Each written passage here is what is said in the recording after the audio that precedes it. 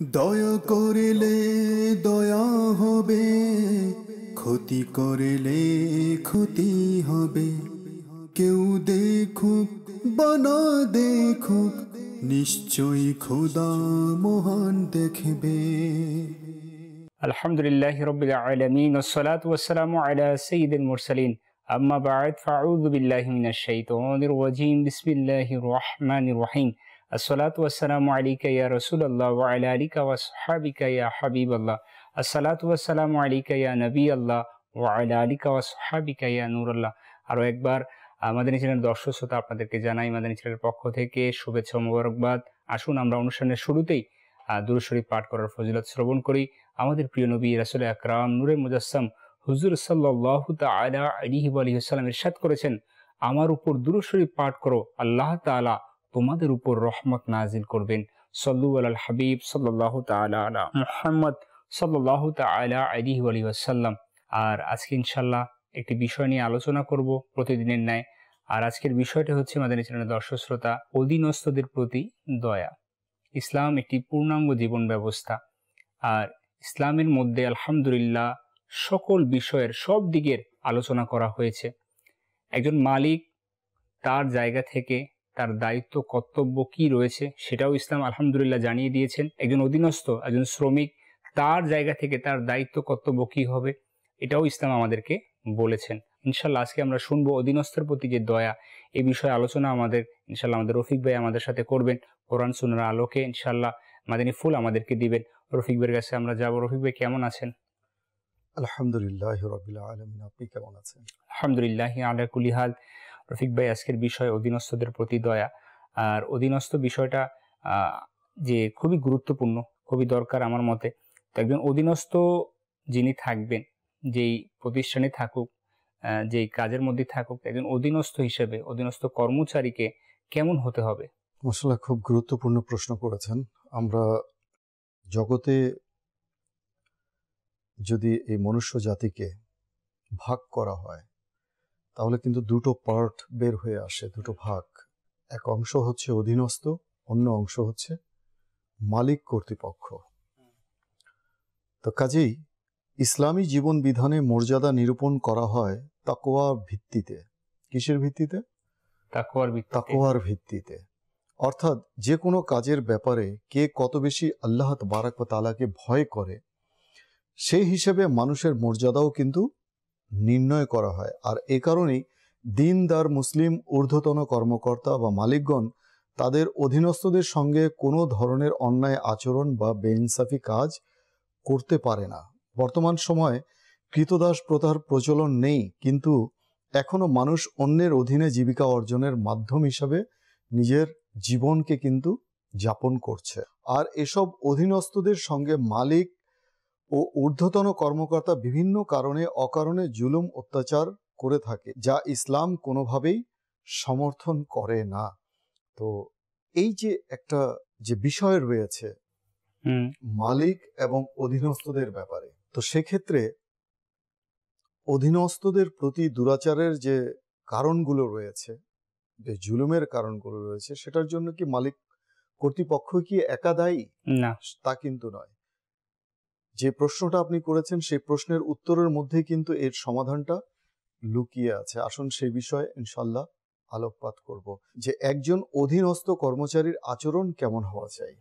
Definitely সেটার আলোকপাত যখনই আমি করব তার পূর্বেই কিন্তু আমাকে একটু ফ্ল্যাশব্যাক, একটু পিছনে যেতে হবে। আর তা হচ্ছে এই যে যখন মুনিবের সাথে, মালিকের সাথে কর্মচারীর যখন প্রথম সাক্ষাৎ হয়, ফার্স্ট মিটিং, সেই মিটিংয়ে তার সাথে যে কন্ট্রাক্ট হয়, যে এগ্রিমেন্ট হয়, সেই এগ্রিমেন্ট অনুযায়ী যে অধীনস্থ কর্মচারী রয়েছে তাকে চলতে হবে। এটা হচ্ছে এক নম্বর বিধান। অর্থাৎ কাজে নিযুক্ত করার পূর্বে তাকে যে শর্তাবলী দেওয়া হবে, হ্যাঁ, সেটা তাকে পালন করতে হবে। সময় কত ঘন্টা হবে, কত ঘন্টা সে কাজ করবে, সে কি কি কাজ করবে, ঠিক আছে, এবং তার যে পারিশ্রমিক তাকে কত টাকা তাকে দেয়া হবে, এই যে একটা এগ্রিমেন্ট, একটা কন্ট্রাক্ট যে হয়, সেই কন্ট্রাক্টের অধীনে থেকে একজন কর্মচারীকে তার কাজকর্ম করে যেতে হবে। এটা হচ্ছে 1 নম্বর শর্ত। জি। দ্বিতীয়ত হচ্ছে মালিক কর্তৃপক্ষের সাথে অধীনস্থ কর্মচারীর যে আচরণ সেটা খুব সুন্দর এবং সাবলীল হতে হবে। কোনোভাবেই দুরাচার করা যাবে না। কেউ কোনো পক্ষই কোনো পক্ষের সাথে দুরাচার করতে পারবে না, কারণ ইসলাম সেই শিক্ষা দেয় না। তো কাজেই একজন কর্মচারী যখন তার সাথে কন্ট্রাক্ট হয়ে গেল যে আমাকে দৈনিক 8 ঘন্টা ডিউটি করতে হবে, এর মধ্যে সে সেই কাজের মধ্যে যদি কোনো প্রকারের যদি ফাঁকি দেয়, যে আমি আধা ঘন্টা আগেই বের হয়ে চলে গেলাম, কিংবা আমি লেট করে আসলাম 1 ঘন্টা আধা ঘন্টা, তো সেক্ষেত্রে যে লব্ধ অর্থটুকু আছে, তবে হ্যাঁ, মুনিব কর্তৃপক্ষ যদি তাকে ওভারটাইমের সুযোগ করে দেয় কিংবা তার বাড়তি সময় করে সেই ঘাটতিটা সে পূরণ করার তার যদি কোনো অবকাশ থাকে, তাহলে তো কোনো সমস্যা নেই। তবে আদারওয়াইজ যে সময়টুকু সে মুনিব বা মালিকের জন্য যে ফাঁকি দিয়েছে, কাজকে ফাঁকি দিয়েছে, সেই অর্থ, সেই লব্ধ অর্থ কিন্তু তার জন্য হারাম হবে। আল্লাহ। কাজে এক্ষেত্রে একজন কর্মচারীকে তাকে হতে হবে সহনশীল, তাকে হতে হবে দায়িত্বশীল, কর্তব্যপরায়ণ, জি, এবং কোনোভাবেই সে যেন দায়িত্বে অবহেলা না করে, কর্মে ফাঁকি না দেয়। মুনিব দেখছে না, মালিক দেখছে না, সৃষ্টিকর্তা কিন্তু দেখছে। আমি আমার যে সময়, মুনিবের সাথে আমার সময়ের কন্ট্রাক্ট হয়েছে যে তোমাকে 8 ঘন্টা এই কাজগুলো করতে হবে। এখন অধীনস্থ কর্মচারী সে যদি সেই কাজ বাদ দিয়ে সে যদি তার পরিবারের সদস্যের সাথে ঘন্টার পর ঘন্টা ফোন আলাপ করতে থাকে, কলিগের সাথে সে যদি গল্প গুজবের মধ্যে সে যদি ব্যস্ত থাকে, তাহলে তার যে ক্ষতিটা হলো, কাজের যে ক্ষতিটা হলো, তাতে মালিক কর্তৃপক্ষ ক্ষতিগ্রস্ত হবে। আর সেক্ষেত্রে সেই অধীনস্থ কর্মচারীকে কিন্তু কাল কিয়ামতের দিনে জবাব দিতে হবে। তো কাজেই কর্মক্ষেত্রের মধ্যে মুনিব তথা মালিক কর্তৃপক্ষের যেমন দায়িত্ব ও কর্তব্য রয়েছে, ঠিক পক্ষান্তরে অধীনস্থ কর্মচারীরও কিন্তু অনেক দায়িত্ব এবং কর্তব্য রয়েছে। কাজে এই যে কন্ট্রাক্ট বা এগ্রিমেন্ট রয়েছে, এটাকে যদি আমরা দেখি, এক হচ্ছে সময় ভিত্তিক, আরেকটা হচ্ছে প্রোডাকশন, যে 8 ঘন্টা তোমার সাথে চুক্তি হলে 8 ঘন্টার মধ্যে এই কাজ তোমাকে করতে হবে। আর আরেকটা হচ্ছে প্রোডাকশন, যে যত কাজ করবে তত পয়সা, যত কাজ করবে ততই টাকা। তো সেক্ষেত্রে শ্রমিকের যে দায়বদ্ধতা থাকে সেটা কিন্তু অনেকাংশে কমে যায়, যে আমি যত কাজ করব তত টাকা। সেখানে কিন্তু তার যে গুনাহের যে বিষয়টা রয়েছে সেটা কিন্তু অনেকাংশে কমে যায়। সেখানে শুধু একটাই বিষয় পরিলক্ষিত থাকে, সেটা হচ্ছে কোয়ালিটি, অর্থাৎ সে মানসম্মত কাজ দিচ্ছে কিনা, যেভাবে তার মুনিব তাকে দিতে বলেছে মানসম্মত কাজ, কোয়ালিটি প্রোডাক্ট, সেটা সে দিচ্ছে কিনা। এই হচ্ছে প্রোডাকশনের বিষয়টা, সেটা কোয়ালিটির উপর নির্ভর করবে, সে কোয়ালিটি কাজ দিচ্ছে কিনা। আর সময়ের যে বিষয়টা রয়েছে, 8 ঘন্টা যদি তার সাথে এগ্রিমেন্ট হয়, এই 8 ঘন্টার মধ্যে সে যদি কোনো ধরনের সময়ের মধ্যে ফাঁকিবাজি করে কিংবা কাজের মধ্যে ফাঁকিবাজি করে, সেক্ষেত্রে শ্রমিক তথা অধীনস্থ গুনাহগার হবে। আর এই 8 ঘন্টার বাইরে যদি মুনিব তার কাছ থেকে কাজ করায়, অতিরিক্ত কাজ তার কাছ থেকে নেয়, সেক্ষেত্রে তাকে বাড়তি ওভারটাইমের যে পারিশ্রমিকটা আছে সেটা তাকে দিতে হবে। তো এই হচ্ছে কর্মচারীর মোটামুটি একটা আচরণ। যদি আমরা লক্ষ্য করি যে মুনিবের সাথে কর্মচারীর আচরণ কেমন হওয়া চাই, এরপরে যে কন্ডাক্ট রয়েছে, ওয়েল বিহেভ রয়েছে, মুনিব আমার সাথে খারাপ আচরণ করছে যে কোনো কাজে, যে কোনো ভাবে, তুষার ভাই, মুনিব আমার সাথে খারাপ আচরণ করছে, তাই বলে কি আমি মুনিবের সাথে করতে পারবো?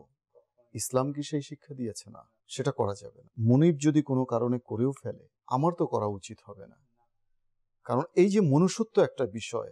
কিন্তু সমাজে আজকে একটা ট্রেন্ড চলছে, সেটা হচ্ছে টিট ফর ট্যাট। জি, যে কেউ যদি ইট মারে তাকে পাথর মারো, মানে ইটটি মারলে পাটকেলটি খেতে হয়। এটা আমাদের কাছে যুক্তি মনে হয়। ট্রেন্ড, জি, একটা ট্রেডিশন, এটা কিন্তু ইসলাম সমর্থন করে না, না। এটা আমাদের মন গড়া। আপনি আমার সাথে দুরাচার করলেন, তাই বলে কি আমিও দুরাচার করব? কবি কত সুন্দর কথা বলেছেন যে কুকুরের কাজ কুকুর করেছে, কামড় দিয়েছে পায়ে, তাই বলে কি কুকুরকে কামড়ানো মানুষের শোভা পায়? তো কাজেই মুনিব যদি কোনো কারণে অন্যায়ভাবে জি, তার অধীনস্থ কর্মচারীর সাথে দুরাচার করে, জুলুম করে, সেক্ষেত্রে কিন্তু কর্মচারীর উচিত হবে না তার রিটার্নটা তাকে দেওয়া। তার যদি ভালো না লাগে সে চলে যাক, জি জি জি, সে বলুক মুনিবকে যে আমি আর আপনার এখানে কাজ করব না, অর্থাৎ that's the way of Islam. জি জি জি, আপনার যদি ভালো না লাগে আপনি ছেড়ে দেন। তাই বলে আপনি ঠিক সেম যদি কাজটা করেন তাহলে আপনিও কিন্তু তার মতোই হয়ে গেলেন, তার মতো হয়ে গেলেন। তো কাজে এক্ষেত্রে একজন কর্মচারীকে খুব ঠান্ডাভাবে ইসলামিক যে দিক নির্দেশনা রয়েছে সেটাকে তাকে ফলো করতে হবে। এই জন্য ইলমে দ্বীন প্রয়োজন। জি জি, অর্থাৎ একজন অধীনস্থ, তো তাকে সর্বপ্রথম যে বিষয়টা চিন্তা করতে হবে, যদি আমি চাই আমার রিজিককে হালাল করে নিতে, তাহলে অবশ্যই আমার সাথে যে মালিকের যেই চুক্তিবদ্ধতা, যেটা আপনি বললেন এগ্রিমেন্ট, তো এই বিষয়টার দিকে তাকে খেয়াল রাখতে হবে। যদি আমি চাই আমার রিজিক হালালভাবে আমি উপার্জন করতে, তাহলে আমার সাথে যেই শর্ত দিয়ে আমাকে নিযুক্ত করা হবে সেই শর্ত আমাকে পালন করতে হবে। আর আচরণের দিক থেকে যেটা আপনি বলেন, অবশ্যই সম্মান যে বিষয়টা, যেহেতু সে অধীনস্থ, তো অবশ্যই মালিকের প্রতি তার সম্মান অবশ্যই প্রদর্শন করতে হবে। এটা তার দায়িত্ব এবং এটা তার কর্তব্য সম্মানের দিক থেকে। শ্রমের কিন্তু মর্যাদাই দেয়া আছে। জি জি জি, অবশ্যই। Every work has it on dignity. প্রত্যেকটা কাজের কিন্তু মর্যাদা আছে, প্রতিটা কাজের। Every labour, every work has it on dignity. তো কাজেই যেমন তুষার ভাই, শ্রমিক যদি রোজা রাখা সত্ত্বেও সাধ্যমতো কর্তব্য পালনে সচেষ্ট হয় তাহলে সে সাধারণ কেউ রোজা রেখে যে সওয়াব পাবে তার দ্বিগুণ সওয়াব সে পাবে। কারণ অধীনস্থ কর্মচারী, শ্রমিক শ্রেণী বা খেটে খাওয়া লোকদের পুরস্কারের কথা আল্লাহ নবী সাল্লাল্লাহু আলাইহি ওয়াসাল্লাম ঘোষণা করেছেন। সুবহানাল্লাহ। 3 ধরনের লোকদের জন্য দ্বিগুণ সওয়াব রয়েছে। তার মধ্যে এক ধরনের ব্যক্তি হচ্ছে ওই শ্রমিক যে আল্লাহর হক বা মুনিবের হক উভয়ই আদায় করে। একদিকে সে আল্লাহর হক আদায় করছে, রোজা রাখছে, নামাজ পড়ছে, দ্বিতীয়ত সে মুনিবের হক আদায় করছে। এ সম্পর্কে কোরআনে পাকে ইরশাদ হচ্ছে সূরা আলে ইমরানের 136 নম্বর আয়াতে, যে যারা কাজ করে তাদের জন্য কতই না চমৎকার প্রতিদান রয়েছে। যারা কাজ করে, জি হালাল কাজ যারা করে, ন্যায় নিষ্ঠার সাথে যারা কাজ করে। পাশাপাশি তুষার ভাই, একজন শ্রমিকের প্রধান দায়িত্ব ও কর্তব্য হলো চুক্তি মোতাবেক মালিকের প্রদত্ত কাজ অত্যন্ত নিষ্ঠা ও বিশ্বস্ততার সাথে সম্পাদন করা। এ প্রসঙ্গে আল্লাহ নবী সাল্লাল্লাহু আলাইহি ওয়াসাল্লাম ইরশাদ করেছেন, আল্লাহ তাবারক ওয়া তাআলা ওই শ্রমিককে ভালোবাসেন যে সুন্দরভাবে কার্য সমাধান করে। সহিউল জামে কিতাবের মধ্যে এসেছে। তো যে শ্রমিক সুন্দরভাবে কার্যকে সমাধান করবে আল্লাহ তাবারক ওয়া তাআলা তাকে ভালোবাসেন।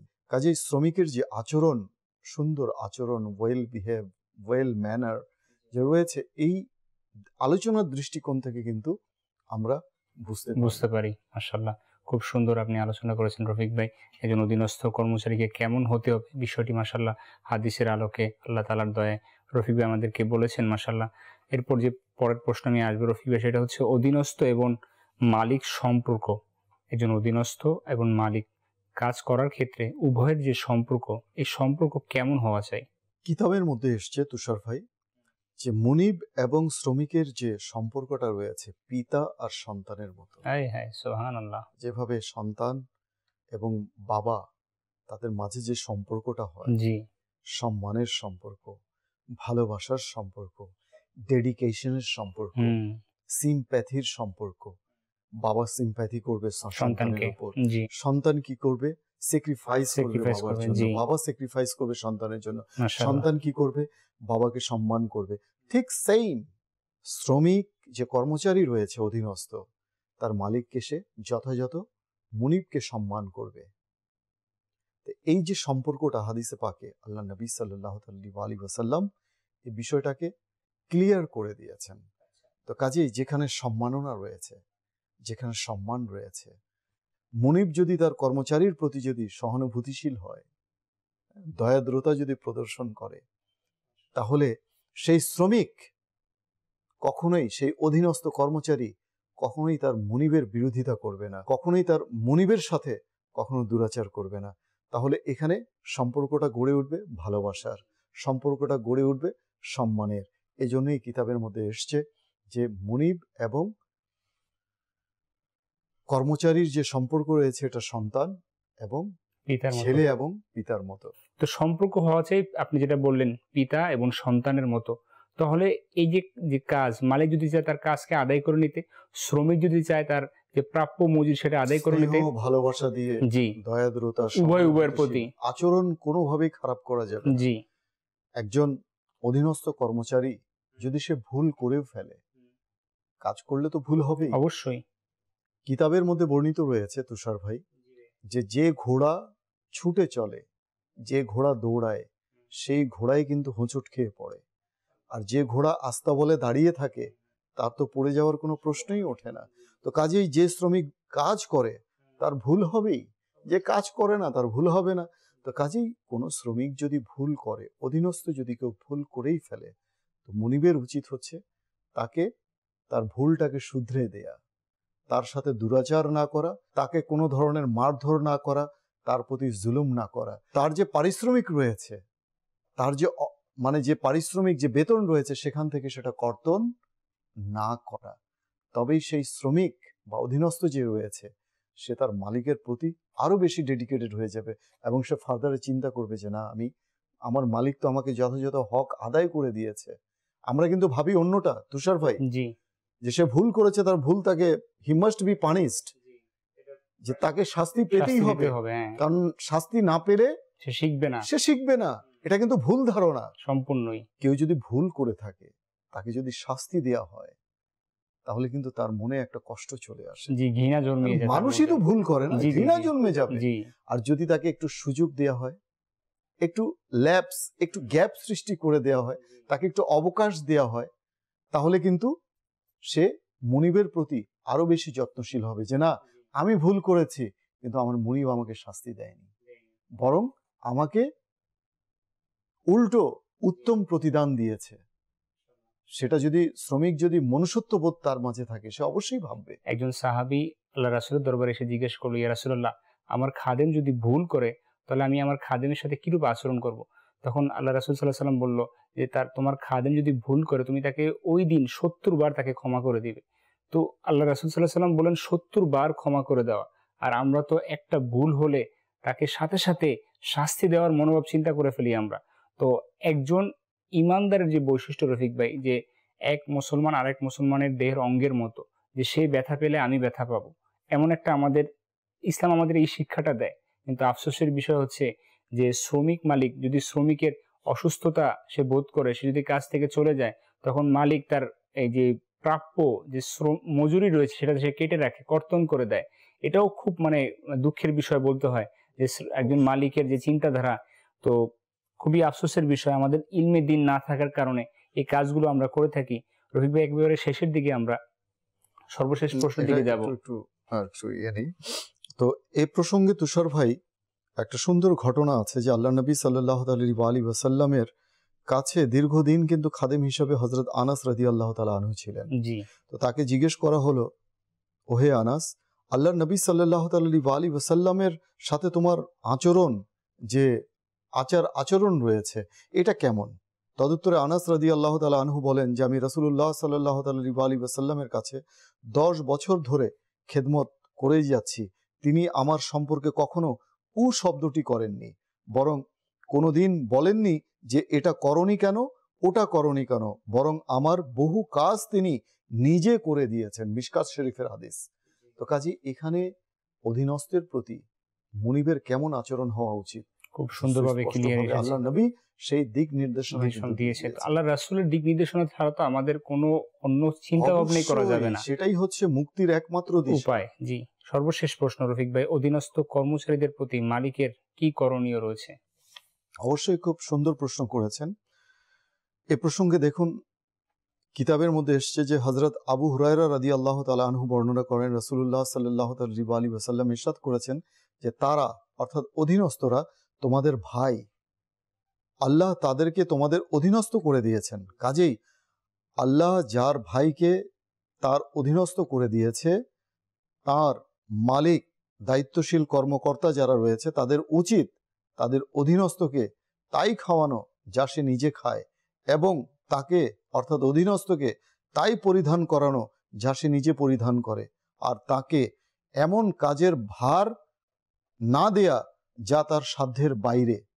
যদি কখনো তার উপর অধিক কাজের দায়িত্ব চাপানো হয় তবে যেন দায়িত্বশীল ব্যক্তি তাকে সাহায্য করে, অর্থাৎ মুনিব যেন স্বয়ং সেই অধীনস্থ কর্মচারীকে সেই কাজে সাহায্য সহযোগিতা করে।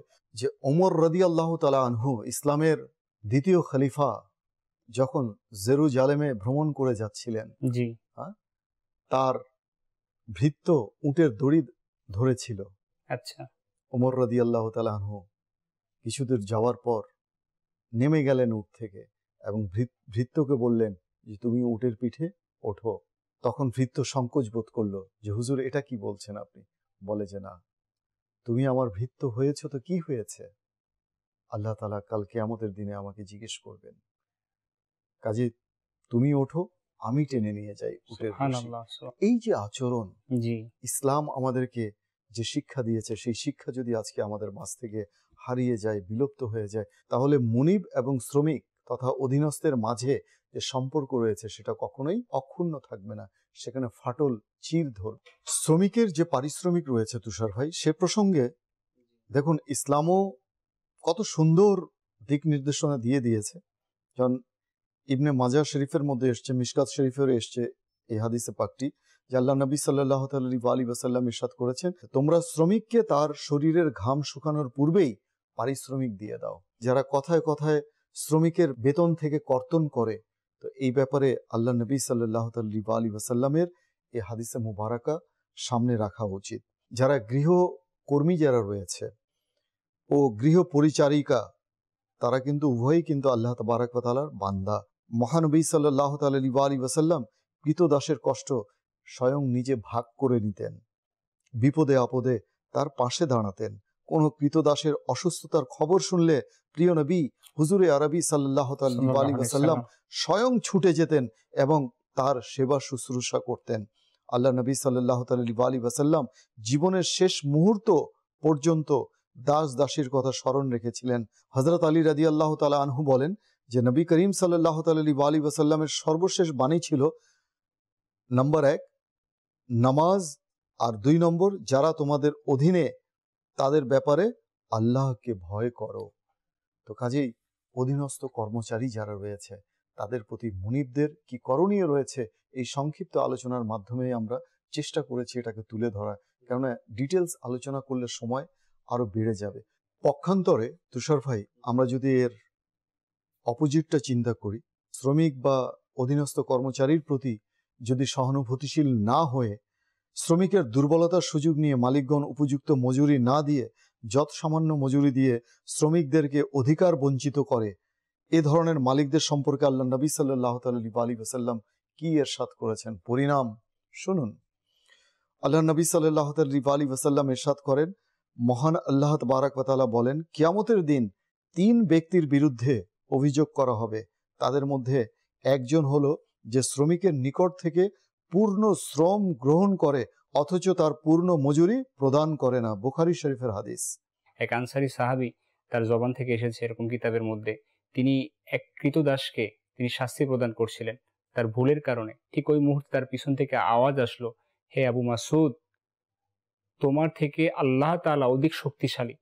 যখন সেই কথা শুনলো সে পিছনে তাকালো, দেখলো আল্লাহ রাসূল স্বয়ং নিজে দাঁড়িয়ে আছেন। সুবহানাল্লাহ। তো তখন তিনি ভয় পেয়ে গেলেন, আল্লাহ রাসূলের দরবারে আরজ করেন, ইয়া রাসূলুল্লাহ, আমি আল্লাহ তাআলার সন্তুষ্টির জন্য আমি আমার কৃতদাসকে মুক্তি করে দিব।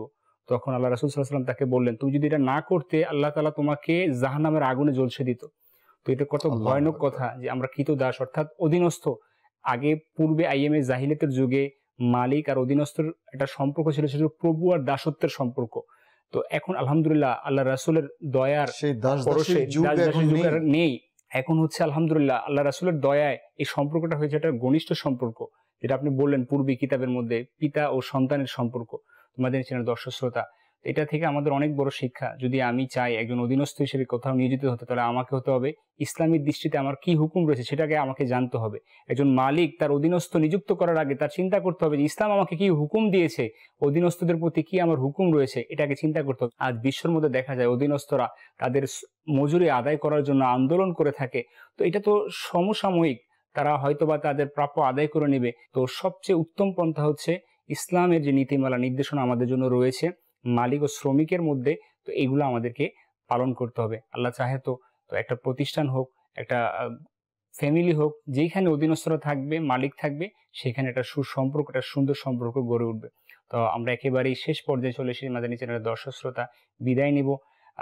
অনুরোধ করব, যা কিছু আমরা শুনেছি চেষ্টা করবো এর উপর আমল করার, অপরের নিকট পৌঁছে দেওয়ার। ভালো থাকুন, সুস্থ থাকুন, মাদানী চ্যানেলের সঙ্গে থাকুন। সাল্লু আলাল হাবিব সাল্লাল্লাহু তাআলা আলা মুহাম্মদ সাল্লাল্লাহু তাআলা আলাইহি ওয়া সাল্লাম। দয়া করিলে দয়া হবে, ক্ষতি করিলে ক্ষতি হবে। কেউ দেখুক বা না দেখুক, নিশ্চয়ই খোদা মহান দেখবে।